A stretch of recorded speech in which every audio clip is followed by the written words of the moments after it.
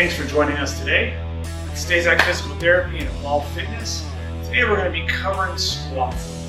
So we want to look at three key factors of a squat. Number one is the hip hinge. Number two is the knee bend.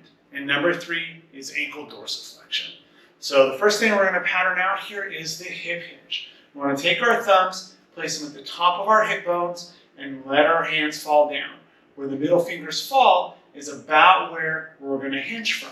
So we want to send the hips back and fold over our fingers. Now you can feel that femur rotate in that hip as we come down. My core is engaged, my spine is straight.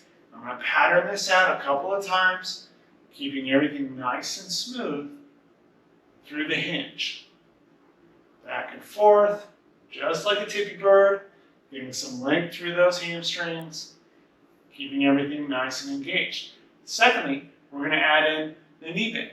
So now we're going to start to let the knees track towards the toes. We want to focus on hitting the space by the second and third toe here as we let the knee fall forward. Spine is still straight, core is still engaged, hips are just going back. As soon as the knees hit about the toes, we're going to send those hips back as far as we can, getting into a nice squat. You know, from here, if I want to go a little bit deeper, I need ankle dorsiflexion. So I can let my knees track out over my toes to get deeper into that squat, getting my butt closer to the ground. And I can just lower and lower and lower and lower until I'm just resting in the squat.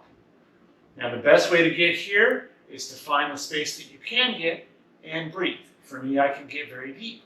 I can breathe here. I can relax here. This is a space that's very comfortable with me because I've trained to be here.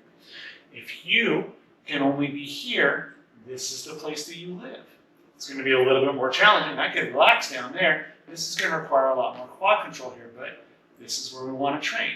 So you're going to find that edge, send those hips back, let those knees match those toes, and breathe in the space to build strength and stamina. To come out of the squat, we want to find nice balance from the heel to the front of the foot and the outer edge. I like to say about 70% in the heel, 30% in the foot, front foot, and nice connection with that lateral edge. So I'm going to take a big deep breath in. I'm going to find that connection. And I'm going to pull everything through. I'm engaging my glutes and my quads to pull myself up. I even grab the ground with my feet just a little bit there to help stabilize myself to get myself all the way up to the top. Well, if you're working on squat form, I hope this has been helpful. Thank you for joining.